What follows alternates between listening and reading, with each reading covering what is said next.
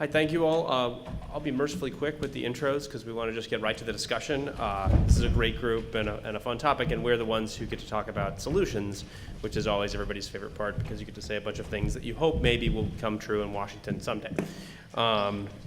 So our panel is a bunch of experts. Stacy Mitchell is the co-director of the Institute for Local Self-Reliance, where she focuses on economic concentration and the health of local economies. Ebony Pope is the director of U.S. Ventures at Village Capital, where she oversees Village Capital's work in finding and supporting U.S. startups in the 5 sectors that receive investment from VilCap Investments. And my old friend John here is the co-founder and president of the Economic Innovation Group, which has done a bunch of fantastic work on the geography of economics in America right now and where startups can and can't happen, basically, in the country. So thank you all for being here. You want me to stay at the podium, or do you? You can, wherever you're comfortable. I want to sit down over there with you all. Let's do that.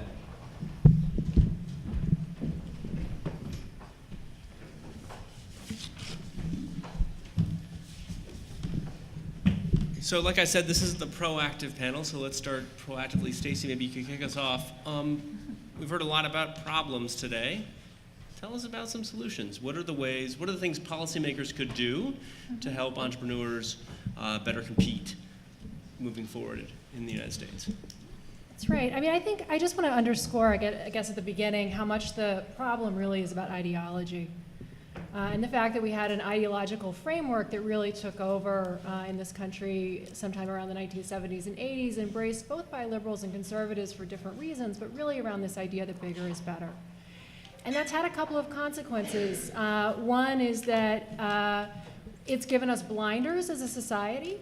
And so when we see independent businesses disappearing, farmers disappearing, and so on, we tend to assume that they just can't compete, that they're not efficient enough, they're not good enough at what they do.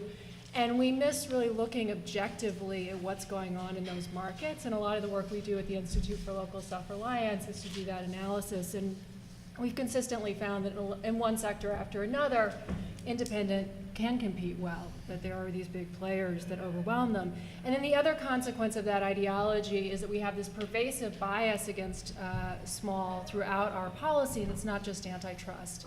I thought Cory Booker's speech today was terrific because it began to outline a different ideology, a different framework for thinking about the economy, and I feel like that's a big part of the solution and a big part of the progress that we've seen in recent years. We tend to think about the policy agenda for small business that goes along with that in 5 different areas. One is resurrecting antitrust and really having a competition policy that gives entrepreneurs a fair access to the playing field. But there are other things too. There's tax policy. Amazon pays an effective tax rate that's about 1/3 of what competing independent retail businesses pay. I mean, it's the envy of small retailers that they get away with that kind of effective tax rate because of overseas tax havens and the like. But there's a lot of things that can be done at the state and local level as well. The built environment's really important. That's sort of a third bucket here that's critical. One of the things we're seeing now in a lot of cities is this sort of the way that real estate gets financed means that independent businesses, no matter how successful they are, how good their financials are, often can't lease space, just simply cannot lease it because they're not credit tenants. And this is one of the reasons you see a lot of vacancy in Manhattan and you see Starbucks and chain drugstores and bank branches as far as the eye can see. There are big structural things we need to change in the financial system to correct that, but in the interim, there are things that cities can do.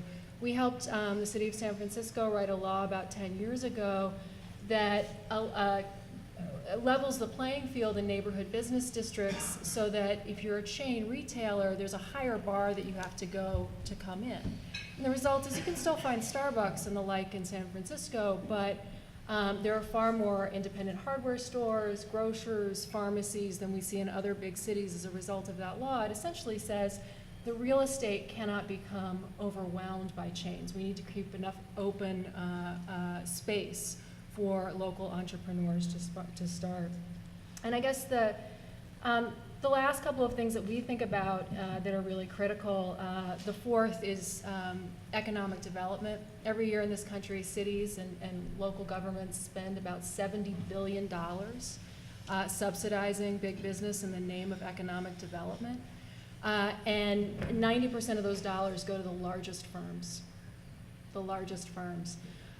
We're looking at a few places. Portland, Oregon is one that's really begun to rethink how they do economic development, and they're reorganizing all of their economic development to be focused on how do we grow businesses from the ground up, and how do we use this as a way to close particularly the racial wealth gap. How do we get entrepreneurs of color and make sure that they're able to start businesses? This is a way that, you know, these dollars that cities spend, you know, the battle for HQ2, Amazon, is a way that we tilt the playing field, and cities have a big role to play in correcting that. And then the last area is access to capital.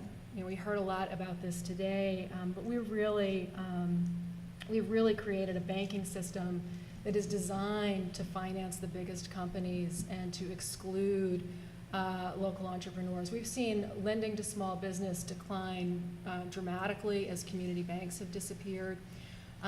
A lot of that has to do with federal policy changes in the 1990s, but again, there are opportunities at the state level to do this. We have a lot of control over banking regulation at the state level. North Dakota is an interesting example. North Dakota has a public wholesale bank, and one of the results of that is that 83% of North Dakota's banking system is in the hands of local community banks and credit unions. And that's versus about 20% nationally. And if you look in North Dakota, there's a much higher level of small business lending, a much higher level of lending to farms. We see the results of these kinds of policy changes, and I think what all of the examples that we're tracking illustrate is that it's not a question of whether local independent businesses, small companies, new entrepreneurs are able to compete effectively. It's that they're operating in a policy environment that completely skews things.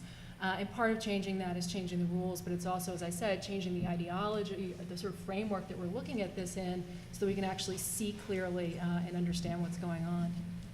Ebony, what does this look like from an investor perspective and an entrepreneur perspective, both from the perspective of entrepreneurs who you work with and from the types of people you think should be becoming entrepreneurs? What are the barriers they see and the solutions they could use? Sure. So at Village Capital, we're trying to reinvent the system to back the entrepreneurs of the future. We do this by finding, training, and investing in entrepreneurs that are solving problems that are affecting the majority of the population. The system that we're kind of talking about is like the 75% of venture capital that goes to Boston, Silicon Valley, and New York.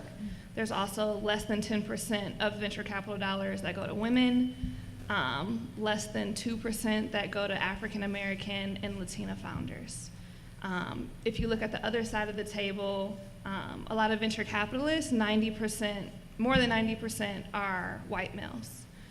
So it's really just about networks and access. And so you have a very narrow lens of people that are actually making the decisions of where these millions or billions of dollars will go into these next companies that could be Uber or Facebook, but they can't necessarily compete because they don't have this infusion of capital. So something that we have kind of started recently is we realize, like, at Village Capital, we're very well positioned to connect different stakeholders, be that investors, angel investors, foundations, and entrepreneurs. And we kind of have the access to those different networks, so how can we leverage those to provide opportunities to founders that are completely locked outside of those networks? So, like, the average business, you need like $30,000 to get off the ground. The way that companies traditionally do that is by bootstrapping from their networks, angel investors in their networks, or rich uncles. But if you're an African American or Latino founder and you don't necessarily have those people in your networks, then how do you get the traction to even be recognized from a venture capitalist or from an angel investor? So we've created a program called VC Pathways, where we bring together diverse founders in different cities, and we pair them with angel investors, other investors in their areas, as well as entrepreneur support organizations. to help them get that social capital very early. So maybe they're piloting, maybe they're still pre-revenue, but they can meet angel investors in their area who traditionally only see companies through warm leads. Maybe it's someone who, a young founder that played on the lacrosse team with their son or something like that. Like that's how they're currently getting their pipeline. But how do they see a very young and strappy founder from a diverse background that didn't go to any schools or they don't have any of those working networks? So we bring the companies together. We have them set 3 milestones over 3 months using our viral framework, which helps them to see this is the pathway. If you're going to raise venture capital, this are the different milestones that you need to take. And we have the angel investors follow them through that journey to see, are these founders, are they coachable? Are they able to back up? They said these are the goals that they're able to reach over a few months to be able to de-risk their businesses. And we also want these companies to be able to build in the cities that they're in and not think, I want to raise money or I want to be a VC-backed business, so I need to go to New York or Silicon Valley. So we have this program launched here in DC, we're in Philadelphia, we're in Chicago and Atlanta, and want to expand just so that we can continue to bring together these disparate networks and hopefully facilitate secure money for these founders down the line. So far, we've had 4 cohorts and have supported 40 founders, 2 of which have gone on and raised seed funding rounds, and mentors that they met through this program invested in their seed round. So we're seeing some early success. That's just one of the ways that we're trying to tackle this and to bring people that are currently like excluded from this conversation and from these networks and access to capital to kind of bring them in the fold of this conversation. Okay, so John, these are a lot of areas that could use addressing from policymakers.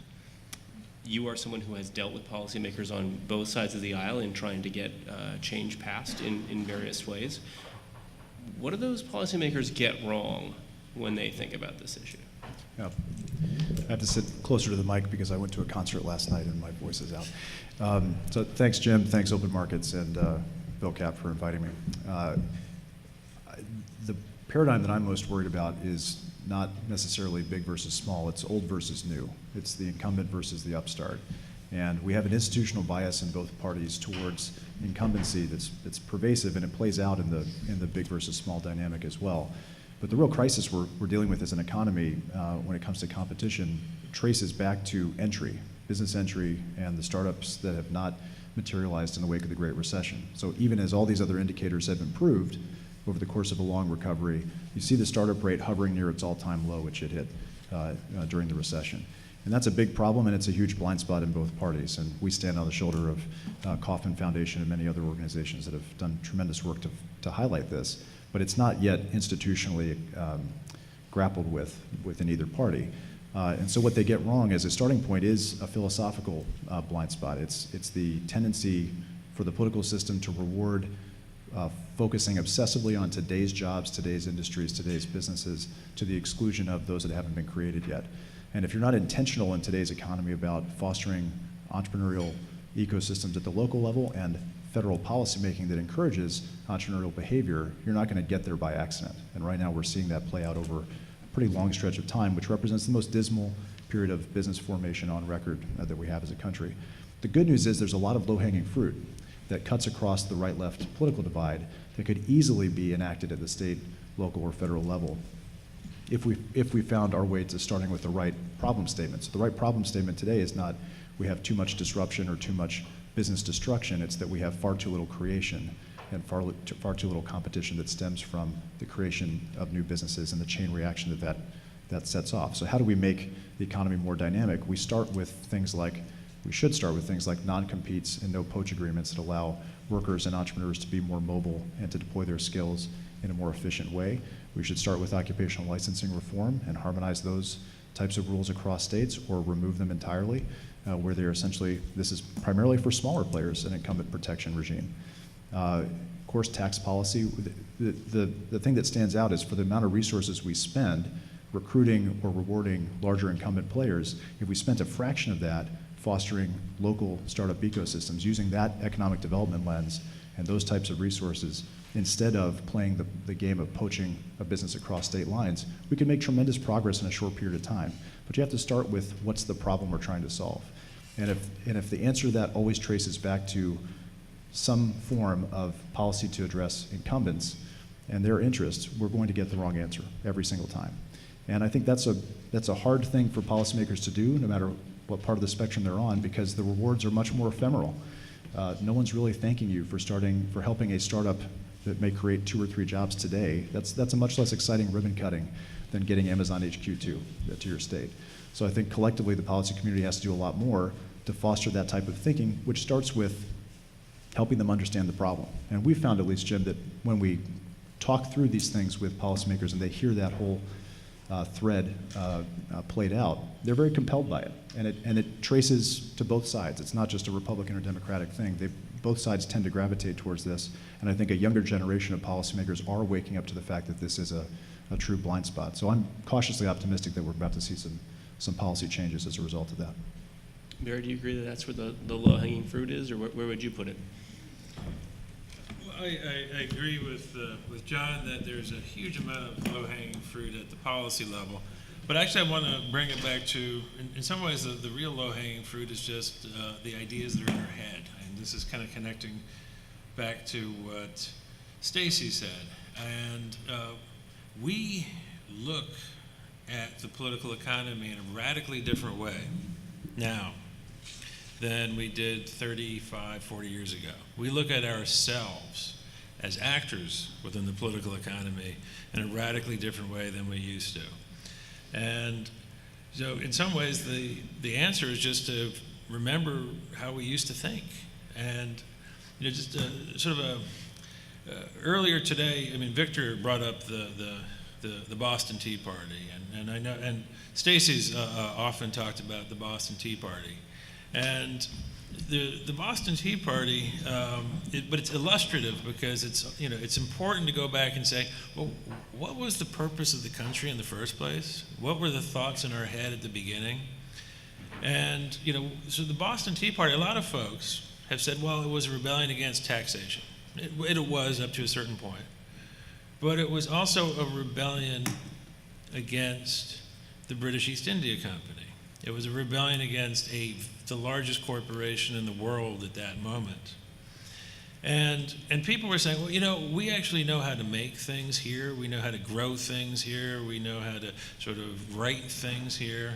And we can figure out how to make open markets with our neighbors without an intermediary, a middleman, a gatekeeper in the middle telling us how to do deals with one another.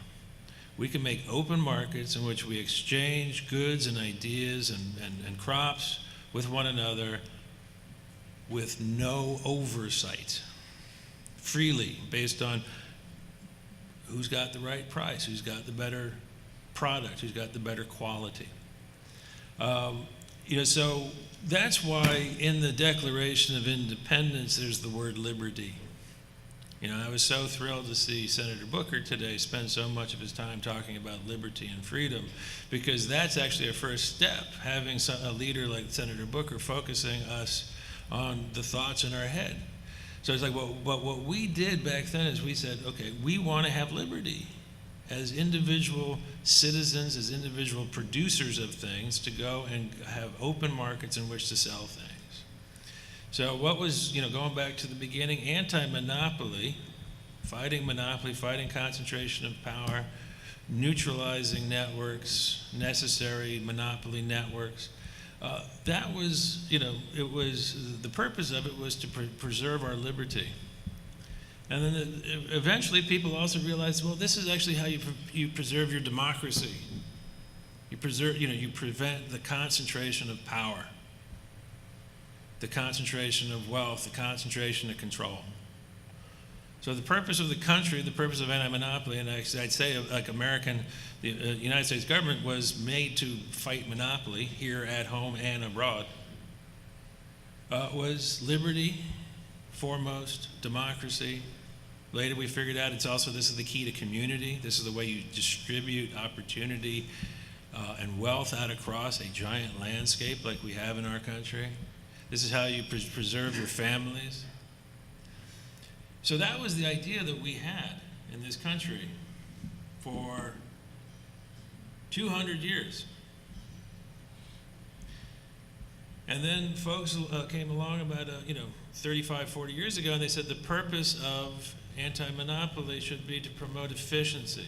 And they went into the guidelines that we use to interpret all of our anti-monopoly laws.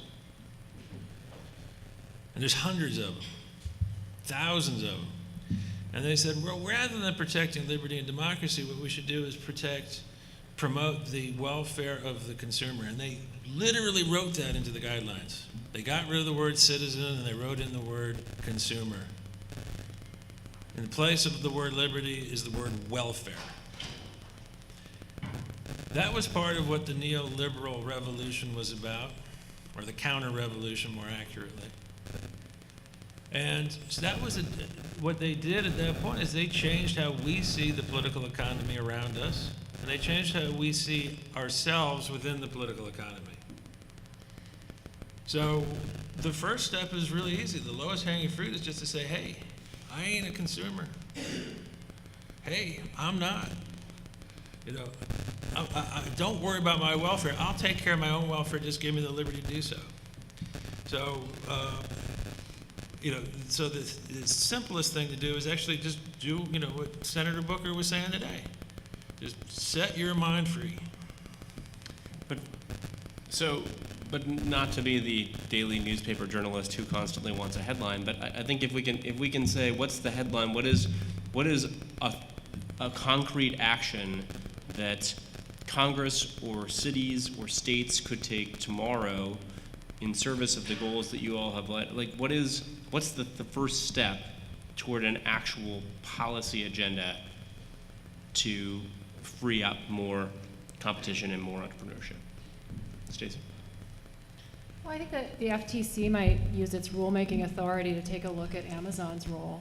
We increasingly have an economy that is where every company that makes or sells anything and wants to reach a consumer is having to go through this single online platform. More than half of all shopping search now starts at Amazon. And what that means is if you're a manufacturer or an independent business, no matter how good you are, no matter how good your own website is, no matter how well you've been doing at connecting with your customer, if you don't become a seller on Amazon's platform, you're giving up more than half the market right off the bat. And if you do become a seller on Amazon's platform, we know that they use the data about you to compete against you, to undermine you as a competitor, and to skim off a large portion of your revenue through the fees that they charge. Increasingly Amazon is a governing kind of power. It decides the terms by which other businesses can compete, and it levies a kind of tax on that trade. Because it owns the pipelines, if you will, it can decide which goods and services it wants to produce and privilege those across the pipelines. And for everything that it doesn't want to deal with, it can allow other companies to do that while taxing their trade. And I think I use that term tax really deliberately because it is a governing power. And I think that understanding that then leads us to what do we do about that? Senator Elizabeth Warren has called for breaking up Amazon. She said that's an inherent conflict of interest. I think she's right. I think the Federal Trade Commission was created in part to be forward-thinking and to have the ability to look at competition issues that Congress couldn't anticipate. This is a huge one. And the agency has the power not only to investigate, but to do something about it. And then the other thing I want to just sort of lift up at the federal level, and as I said at the beginning, I think there's a ton that states and cities are actually doing, and part of the political challenge for people who care about these issues, I think in the coming years is how do we get everybody who's engaged at the local level in either making sure that they have a healthy Main Street or fighting against the agribusinesses that are coming into their state, or trying to control the big, Dominion electric power monopoly in South Carolina and what they're trying to do. How do we get all those people on the ground to actually see that their issues are connected to a larger set of things around power. And how do we connect that into a grassroots movement that gives us the ability to actually change federal policy? I think that the bills are out there. I mean, there's a bill that Bernie Sanders introduced last week to break up some of the largest banks, and that would be a great thing for local entrepreneurs in terms of freeing up capital and creating a banking system that's actually scaled to meet the needs of the real economy instead of being utterly mismatched to the needs of the real economy. So the solutions are there from a policy perspective. I think a lot of it is how do we build the political power to actually do it. Ebony, though, I'm curious.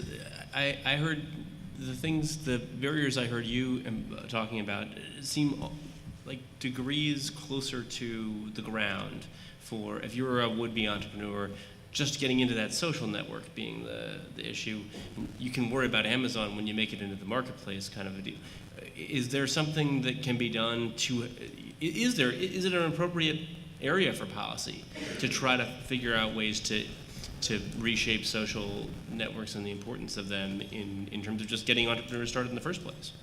Yeah, I think it just needs to be like kind of just a redistribution of capital. So like the big VC firms either opening up offices in other parts of the country or that focuses on other parts of the country. Or, I mean, as it comes to policy, thinking about what the bill Cory Booker was talking about around opportunity zones and how to get more investments flowing into those parts of the country. And I think it also is just diversifying the number of partners that have a different perspective. I don't think you're going to be able to just people are just going to overcome their biases, and I think that's fine, but get people that are able to make the investment decisions to have different backgrounds so they're able to recognize the undervalued opportunities that are outside of the concentrations of capital in the country right now. John, when you talk about these sort of low-hanging fruit steps, I mean, those are areas that we've seen a lot of people on both sides talk about occupational licensing reform, for example. But why hasn't anything been done? And when could we reasonably expect that there might be some sort of bipartisan consensus around something like non-competes that it could actually become a law of the land and not just something that some cities are doing or whatever? I don't know, Jim, but I think on occupational licensing that we're seeing it now. We're starting to see a true momentum that has taken years to build, where you have a consortium of states working through NGA and other organizations to come up with the first step, which is harmonizing rules across states and figuring out how to pare back mobility barriers for movement. Elizabeth Warren and Ron Wyden introduced a bill earlier in the year to ban non-competes. I'm a radical on this. I would do a full federal ban of non-competes and no poach agreements off the bat and take this completely off the table so that we start with, again, I believe it's the low-hanging fruit because I believe workers should have and entrepreneurs should have the right to compete. We expect them to be self-sufficient, and we don't want to spend the kind of remedial dollars on the back end to fix labor market failures. It's much more efficient to let them compete and bid up their wages and stop worrying about this mystery of why wages won't go up and we refuse to do anything about the most clear and obvious barriers that keep them from going up through basic market competition in a labor market. So I would start there, and I really believe the conversation today around those issues with folks on both sides of the aisle looks nothing like it looked even 2 or 3 years ago. So that momentum tells me I think we are reaching a point where there's a recognition that the traditional orthodoxy in both parties has badly failed to spotlight these types of issues, which are so indefensible on their face. I think they're great fights worth having. This is the conversation I have with policymakers is have the fight. Who can defend the idea of today, there's a story about a janitor being penalized with a non-compete because somehow their trade secrets on mopping the floor made them a threat to their business. That's indefensible. Let's have that fight. That's great politics. It's really good policy, but it's, I think, even better politics to step into that arena and watch people back up.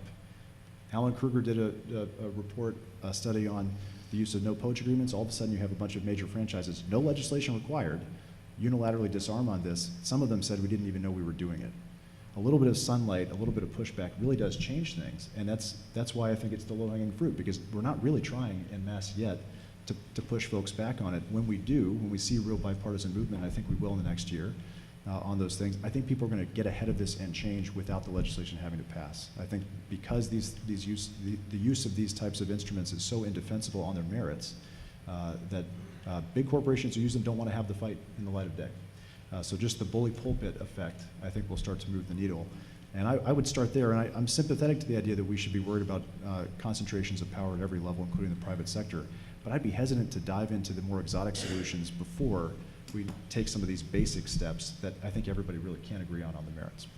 And I guess to that point, I would ask the whole group, is there sufficient evidence right now, in your mind, that the industries that have become more concentrated are also the ones where entrepreneurship is declining the fastest? Is there a sufficient proof of correlation to justify the type of more aggressive changes we've been hearing about? Yeah, I mean, I think here's a story that kind of gets at a couple of the elements of that question. You know, in 1950, a guy named Sam Walton drove into town Bentonville in Arkansas, and he bought, or he put down money for a lease on one of the 4 general stores in Bentonville. You know, at that point, he was able to run that store in a way that would, you know, he was able to put food on his table. He was able to put a roof over his family's head. He was able to be an upstanding member of that community, participate in the civic life. The fact that there were 4 general stores in this little tiny town of Bentonville was not because this was some kind of a relic of the old days. It wasn't that this was a part of the political economy of America that had not been modernized, had not been rationalized. It was because people back in 1912 had elected folks who said, we're not going to have a concentrated economy in the United States. And you know, the Wilson and you know, administration, in the first 14 months of their power, they passed the Clayton Antitrust Act to fix the Sherman Act. They passed the FTC Act. They passed the Federal Reserve Act. They took care of the tariff regime, which promoted monopolization. They passed a progressive income tax, which is an anti-monopoly measure because that's how you get the money back from the monopolists. And they did that all within 14 months, and then the World War I got in their way because they would have done much more after that.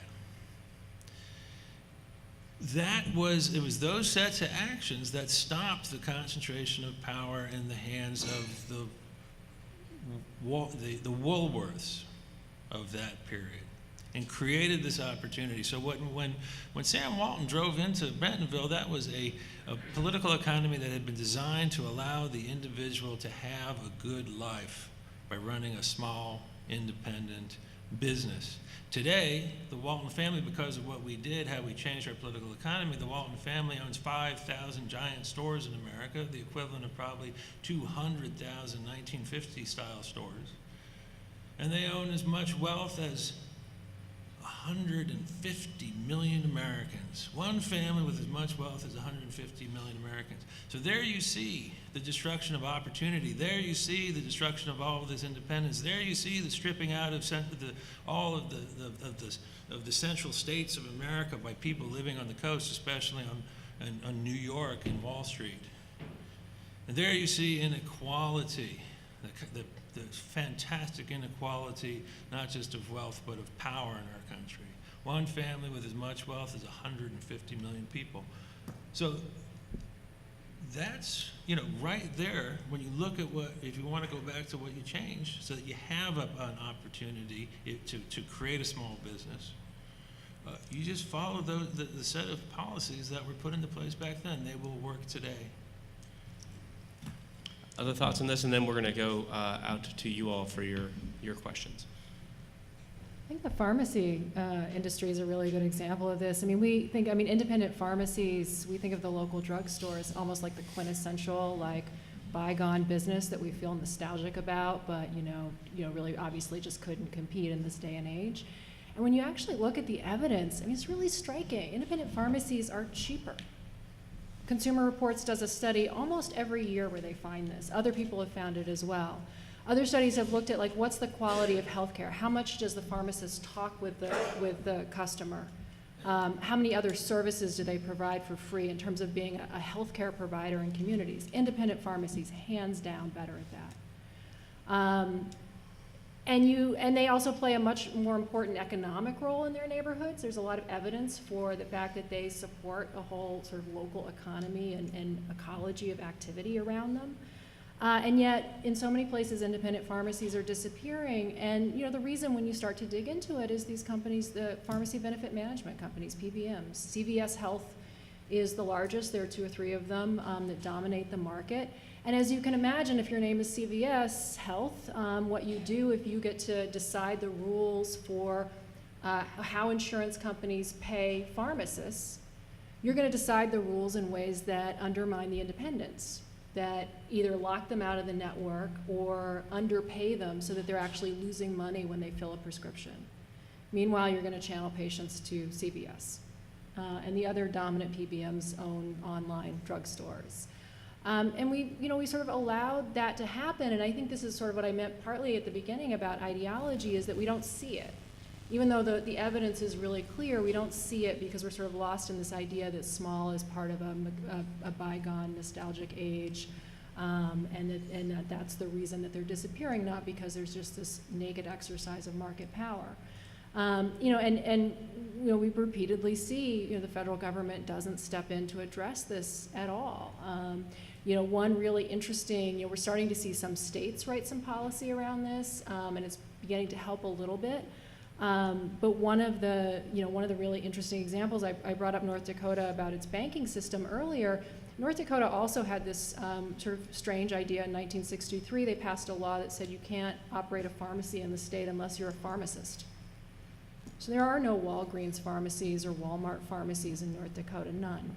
It's all independent pharmacies. There are 177 independent pharmacies in North Dakota, more pharmacies per capita than any other state, some of the lowest prescription drug prices in the country, and it's mainly because they effectively create this leverage that the independents, the PBMs have to deal fairly with the independents because it's the only game in town. They can't steer people to CVS because there is no CVS. So it's like a very concrete example of where concentration has shifted a market, where we can see by an example of state policy that it doesn't have to be that way, and so where is the political will to act? And what we've seen, in our work across a lot of different sectors is that there are so many examples of that that we can see and that we know how to fix, but we need to address. Yeah. Stacy, can you actually just add one little thing to what you just said and catch people up on what the Department of Justice did yesterday to fix the problem with CVS? Yes, it was a huge merger, CVS Aetna. So now we have, CVS Health is not only this dominant PBM and the biggest, I believe, pharmacy chain. It's now a major health insurer, including my health insurer at ILSR, which just is about driving me nuts right now. Just astonishing that you could go through a process and look at how concentrated the healthcare system is and just the far-ranging implications. I mean, hospitals, PBMs, pharmacy chains, all the way down the line, and yet we're going to create this, integration across these different sectors into this one huge company. I mean, it is really mind-boggling. Yeah, I would say another example is, of course, a really well-known one is like ride sharing. And a decade ago, cabs in New York had a monopoly on ride sharing in New York. But cabs, they owned their cars, they had organizations that kind of protected them in their wages. Since 2009, Uber has raised, I think, $15 billion in equity and debt. They probably touch, all parts of the world. And it started as someone young in Silicon Valley that was trying to solve the problem of the private car sharing market. And, now it touches a lot of different small cities, big cities, but they don't necessarily have the point of view of someone that actually has to drive those cars. And so now, like, a lot of Uber drivers they're not making minimum wage. I think the average that they're making is like $9 an hour or something like that. But it's like the interest of this big corporation isn't necessarily protecting the interests of the people that are actually have to drive these vehicles. And I mean, to policy's defense, I would say like New York is stepping in, and the government is trying to, set laws to be able to control, how low their wages can go. But I definitely think that there's a balance, and somewhere that policy has to step in to make sure that these companies don't get out of control.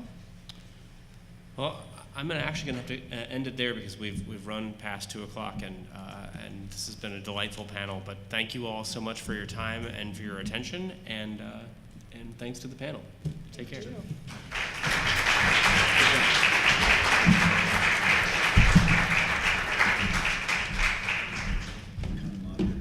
Again, I mean, it's thank you all for coming, and thanks to all of the panelists today. And this was, I think that we actually, as a takeaway, a lot of what we heard today is pretty depressing.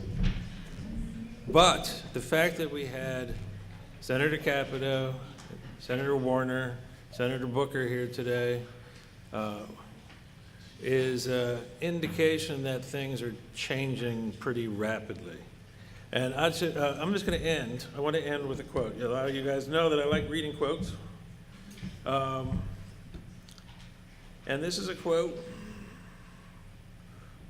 from a while back. But the reason America that was set up was that she might be different from all the nations of the world was in this, that the strong could not put the weak to the wall, that the strong could not prevent the weak from entering the race. America stands for opportunity. America stands for a free field and no favor. America stands for a government responsive to the interests of all. That was a quote that was from the 1912 election. It was a speech that was delivered by then-candidate Wilson. It was a speech that was co-written by a fellow named Louis Brandeis. And that was at the time in which we saw the previous most concentrated economy in the United States of America. And what that speech did, what those people did, is they broke that power and they restored a democratic economy in the United States. They created the kind of opportunity for entrepreneurs, for makers, for creators, for people with the next idea, or people who just don't want to have a boss in their face. They created that America once again. And so I actually think that today we saw some of the people who are going to create the next version of that America. Anyway, thank you all.